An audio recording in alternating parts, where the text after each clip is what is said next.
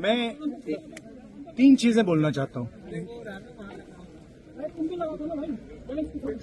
पहली चीज बोलने नहीं दे रहे हैं।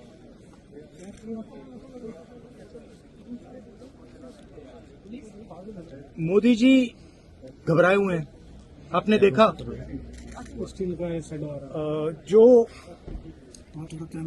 ट्रेड डील जी, जो ट्रेड डील 4 महीने से रुकी 4 महीने से कुछ बदला नहीं। किसी न किसी कारण,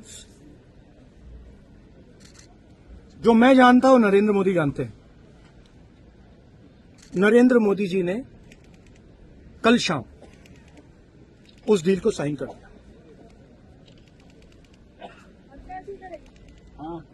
नरेंद्र मोदी जी पर प्रेशर है, भयंकर प्रेशर है। और नरेंद्र मोदी जी का जो इमेज का गुब्बारा है, जो हजारों करोड़ रुपए लेकर बनाया गया था, वो फूट सकता है।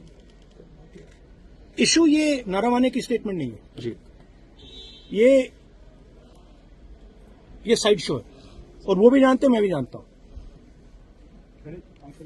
मेन बात ये है कि हमारे प्रधानमंत्री को कॉम्प्रोमाइज कर दिया जी, किसने किया है, कैसे किया है, ये हिंदुस्तान की जनता को सोचना है। मगर इतिहास में पहली बार हिस्ट्री में एलओपी को प्रेसिडेंशियल एड्रेस में नहीं बोलने दिया। बाहर बोल दीजिए तो अंदर नहीं कहा जी, जी। दिया जा रहा है। नियमों का जी। वो तो ऑटोमेटिकली होगा। जी, बट ये आप समझिए, जी, और हिंदुस्तान के जो किसान हैं, आप सब समझिए कि इस ट्रेड डील में